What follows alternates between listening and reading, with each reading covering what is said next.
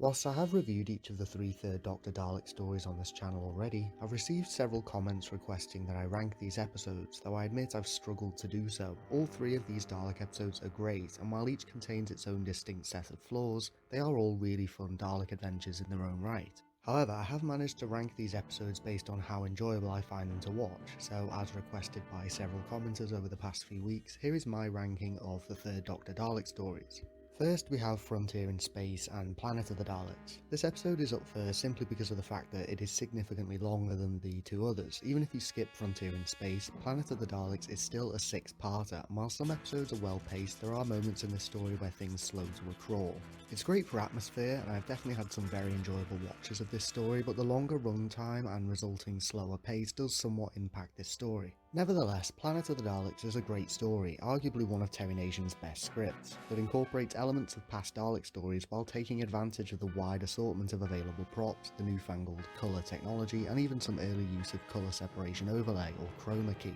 Planet of the Daleks is the kind of story you watch when you're in the mood for a classic Dalek epic that ticks all the boxes of a Terry Nation story while also being a really fun runaround. Next up is Death to the Daleks, the final Jon Pertwee Dalek story that has sadly acquired a somewhat negative reputation among the general fanbase. It's certainly an odd story. Daleks get defeated by sticks and giant hosepipes, etc, but one has to appreciate the interesting twist at play in this episode, the fact that the Daleks have lost their power and have to use trickery and subterfuge to achieve their goals. As this aspect of their personality is not explored much in the 70s era of the show, in fact this episode might be the only 70s Dalek story to use this key Dalek trait prominently. By putting the Daleks in this situation where they are underpowered and on equal footing with the human characters, we see how quickly they adapt to the new playing field and eventually overcome their setbacks and regain their power. The soundtrack is certainly hit and miss, and the supporting characters aren't as memorable as the ones from Planet of the Daleks, but Death to the Daleks is a great Third Doctor and Sarah Jane story that uses the Daleks in an interesting way, and is always entertaining to watch.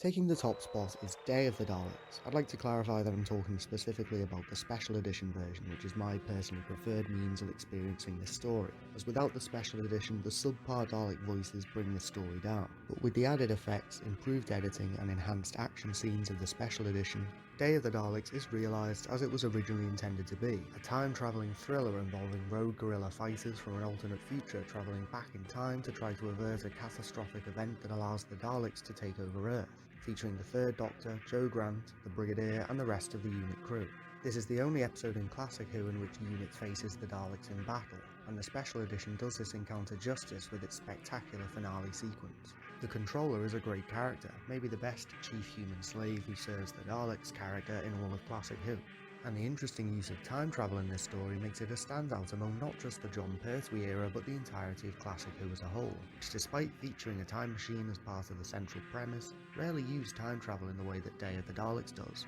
The Third Doctor gets lots of his classic action hero moments in this episode, as well as quite a few funny quips too. In fact, Day of the Daleks is possibly one of Jon Pertwee's best performances as the Third Doctor. As you can probably tell, I love each of the Third Doctor Dalek stories in their own way, so ranking them was difficult. While Planet of the Daleks ended up ranked number 3, it's still one of my favourite Third Doctor episodes, and while it's easy to point out flaws in episodes of Classic Who, like the soundtrack to Death to the Daleks being weirdly inconsistent, or the invisibility effects in Planet of the Daleks looking corny by today's standards, or the fact that the original Day of the Daleks was clearly limited by only having 3 Dalek props, the key to enjoying Classic Who is recognising the key important elements, the heart, the humour and the story. These 3 tenets have been the core principles of Doctor Who since the beginning. They're still the key elements to making good Doctor Who today, and these 3 Dalek stories embody all 3 of these tenets. Warts and all, they're a clear representation of British broadcasting in the 1970s, and all 3 are still a great watch in the 2020s and beyond.